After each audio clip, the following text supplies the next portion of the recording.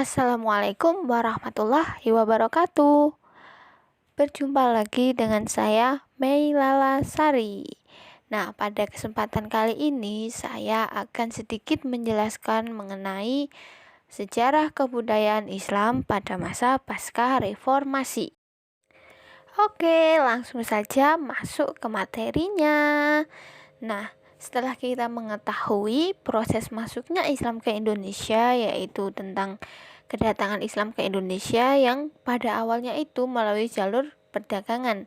Nah, di sini para pendakwah Islam datang dengan berlayar dari India, Arab, dan Persia berlabuh di Teluk Perla.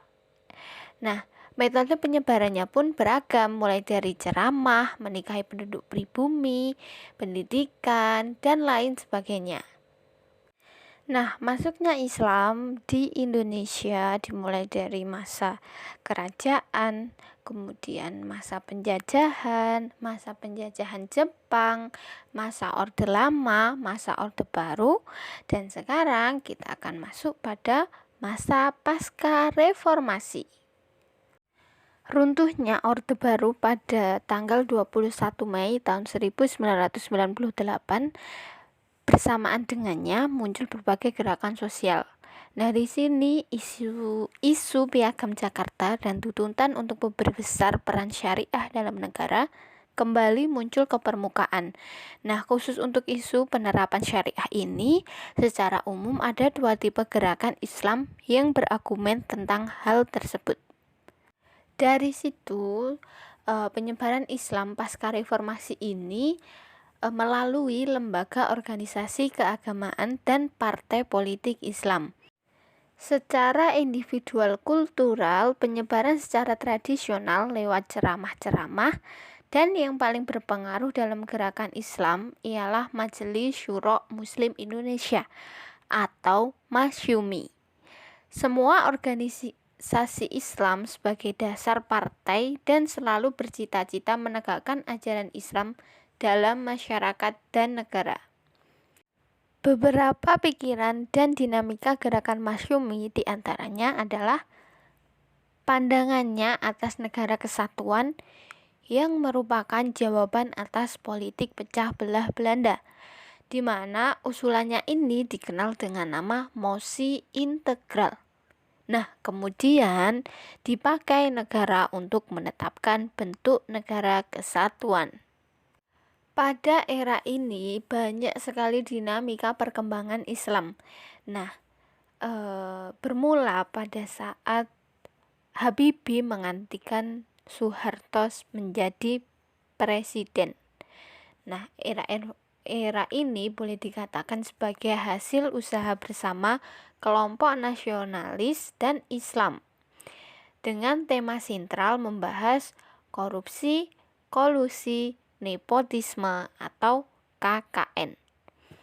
Pada era ini juga para tokoh Islam dituntut untuk mencermati situasi global yang melahirkan beberapa resolusi karena dinamika era ini mengakibatkan bangsa Indonesia menghadapi problematika besar. Daripada itu, Islam di Indonesia pada era ini mengalami perkembangan yang sangat pesat dan dibuktikan dengan jumlah penduduk muslim yang mencapai kurang lebih 88%. Menyusul lengsernya rezim Soeharto, muncul kembali seputar hubungan Islam, negara, masyarakat, serta peran Islam dalam Indonesia baru. Di sini banyak partai Islam seperti P3 dan Partai Bulan Bintang yang berpartisipasi dalam pemilu 1999 yang kembali mengusung isu Piagam Jakarta dalam sidang tahunan MPR.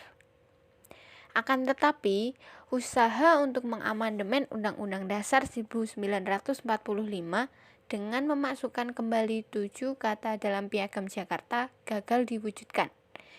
Hal ini dikarenakan seimia fraksi lain di MPR menolaknya. Selama periode ini pula, sejumlah daerah di Indonesia menuntut penerapan syariat Islam secara formal.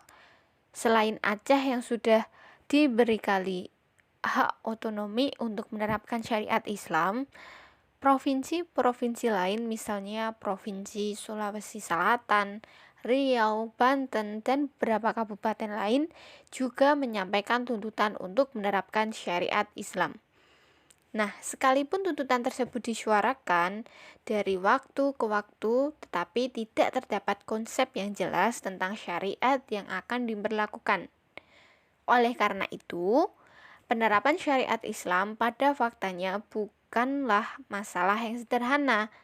Di antara kerumitan yang muncul di dalamnya adalah kalangan umat Islam sendiri yang masih terjadi perdebatan sengit mengenai apa yang dimaksud dengan syariat dan bagaimana bentuk konkret rumusan syariat. Yang kemudian yang menjadi kendala yang harus dihadapi dan sekaligus menjadi salah satu fenomena menarik di Indonesia pada era saat ini adalah munculnya dai-dai atau mubalik-mubalik yang tidak memiliki latar belakang pendidikan agama secara formal, termasuk artis-artis yang menjadi dai dadakan. Ajaran-ajaran agama ditangkap dalam maknanya yang kaku dan tidak ada ruang untuk diinterpretasi yang berbeda.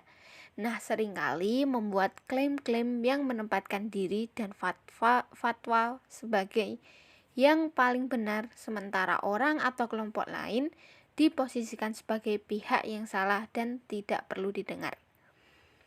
Perpecahan umat Islam ke dalam aliran-aliran yang berdampak pada renggangnya solidaritas dan ukhuwah Islamiyah merupakan masalah abadi yang dihadapi oleh umat Islam. Sehingga dapat disimpulkan bahwa persoalan hubungan Islam, negara, dan masyarakat yang mewarnai perkembangan Islam di Indonesia masih sangat kontroversial dan seringkali bersifat simbolik yang menyelubungi persoalan politik dan sosial lainnya. Kemudian tanpa adanya kejelasan, sikap, dan pandangan para tokohnya yang mendasari penolakan terhadap klaim dan penegasan pihak lain yang ditentangnya. Nah, meskipun demikian, Islam tidak pernah menjadi agama resmi negara. Diskursus keislaman mempengaruhi dan dipengaruhi oleh kebijakan negara, kendati masih adanya ambivalensi di kalangan kelompok Islam sendiri. Oke. Semoga apa yang saya paparkan tadi, apa yang saya jelaskan tadi dapat bermanfaat untuk kita semua. Kurang dan lebihnya mohon maaf. Wassalamualaikum warahmatullahi wabarakatuh.